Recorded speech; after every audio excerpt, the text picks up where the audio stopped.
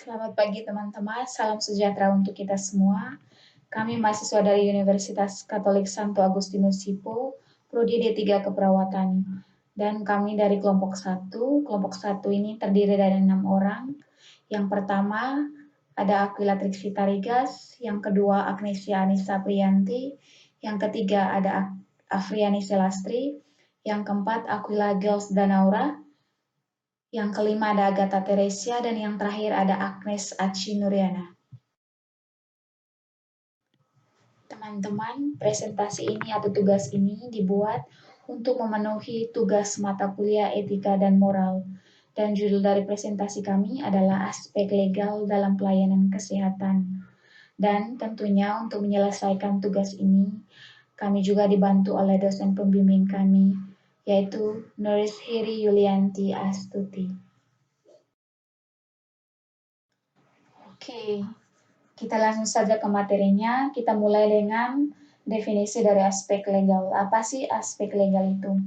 Jadi aspek legal dapat didefinisikan sebagai studi kelayakan yang mempermasalahkan keabsahan suatu tindakan ditinjau dari segi hukum yang berlaku di Indonesia. Aspek legal juga adalah ilmu pengetahuan mengenai hak dan tanggung jawab legal yang terkait dengan praktik tenaga kesehatan.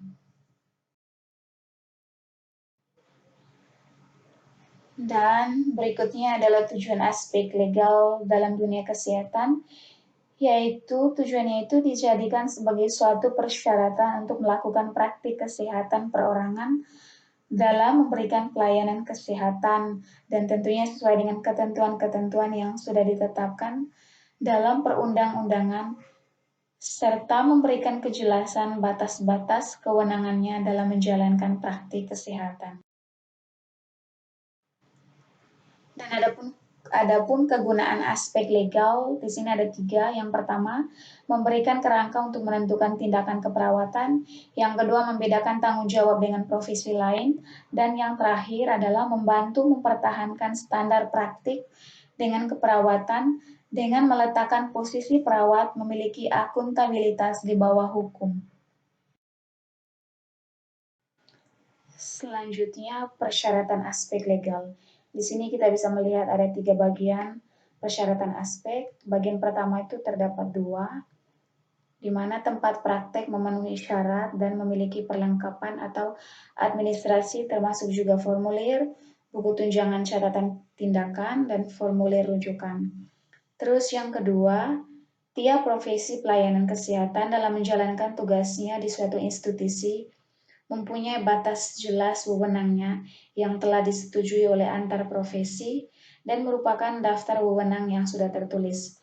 Dan yang terakhir itu, menurut Budi Sampurna, pakar hukum kesehatan, ketiga syarat tersebut yaitu kompetensi yang diperoleh melalui pelatihan yang ekstensi, komponen intelektual yang bermakna dalam melakukan tugasnya dan memberikan pelayanan yang penting kepada masyarakat.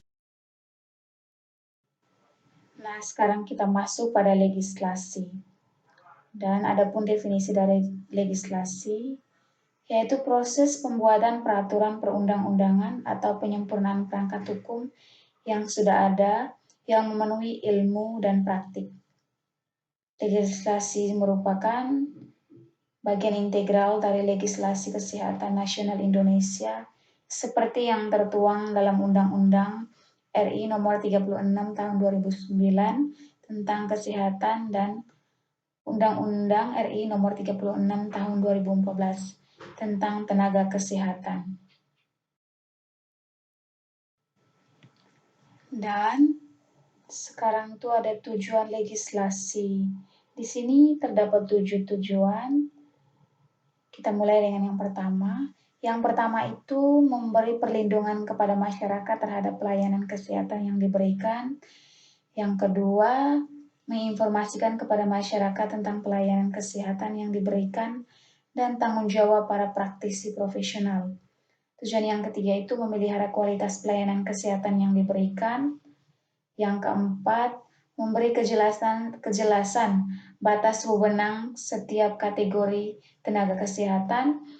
Tujuan yang keempat itu, yang kelima, menjamin adanya perlindungan hukum bagi tenaga kesehatan. Tujuan yang keenam, memotivasi pengembangan profesi. Dan yang terakhir, meningkatkan profesionalisme tenaga kesehatan. Nah, di screen ini kita bisa lihat ada fungsi legislasi dan ada kegunaan legislasi. Fungsi dari legislasi itu yaitu yang pertama itu menjamin perlindungan pada masyarakat pengguna jasa dan profesi sendiri. Yang kedua, berperan dalam pemberian pelayanan yang profesional. Dan kegunaan legislasi yaitu memberi perlindungan kepada masyarakat terhadap pelayanan kesehatan yang diberi. Nah, tadi kita itu sudah membahas aspek legal, legislasi, dan yang ketiga itu sekarang kita memasuki lisensi.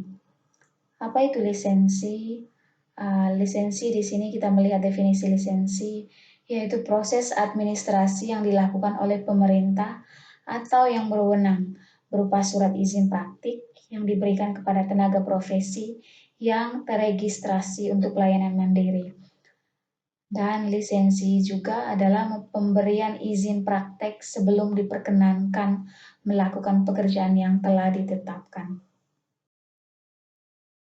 Adapun tujuan dari lisensi tersebut, yang pertama itu memberi kejelasan batas kewenangan tiap kategori tenaga kesehatan untuk melakukan praktik. Yang kedua, mengesahkan atau memberi bukti untuk melakukan praktik secara profesional. Sekarang kegunaan lisensi. Di sini ada 4 kegunaannya. Yang pertama itu untuk kegunaan konselor, yang kedua untuk lembaga pendidikan, yang ketiga untuk pemerintahan, dan yang terakhir untuk masyarakat. Nah, kita mulai dengan kegunaannya bagi konselor. Lisensi bermanfaat untuk meningkatkan kualitas kinerja, memberikan kemungkinan mengikuti perkembangan iptek yang mutakhir, melindungi profesinya sebagai konselor, serta meningkatkan penghargaan dan kepercayaan dari masyarakat. Yang kedua, kegunaan untuk lembaga pendidikan, yaitu memudahkan LPTK menetapkan relevansi dan mutu programnya serta mengendalikan mutu pendidikan konseling sesuai standar nasional sebagai bentuk akuntabilitas publik. Yang ketiga, fungsinya kegunaannya untuk pemerintahan, yaitu akan lebih mudah menetapkan penghargaan kepada konselor karena standar kinerja konselor dapat diketahui secara transparan dan sistematik untuk pencapaian standar nasional. Kegunaan yang terakhir adalah untuk masyarakat, di mana kegunaannya bagi masyarakat yaitu dengan adanya lisensi, kepentingan orang tua dan masyarakat dapat terlindungi. Selain itu, masyarakat memperoleh jaminan bahwa mutu pelayanan konseling sebagai bagian program pendidikan yang diikuti oleh anak-anaknya memenuhi standar nasional. Dan yang terakhir adalah persyaratan lisensi. Di sini ada 5 persyaratan lisensi. Yang pertama itu fotokopi STR atau surat tanda registrasi yang masih berlaku. Yang kedua, fotokopi ijazah. Yang ketiga, surat keterangan sehat dari dokter. Yang keempat, rekomendasi dari organisasi profesi. Dan yang terakhir, pas foto 4x6 sebanyak 2 lembar. Demikian presentasi kami telah berakhir. Kami dari kelompok 1 banyak mengucapkan terima kasih atas bimbingan dari dosen mata kuliah dan juga telah memberikan kami kesempatan untuk menyampaikan presentasi ini. Semoga presentasi ini dapat berguna bagi media pembelajaran untuk segala kalangan. Terima kasih.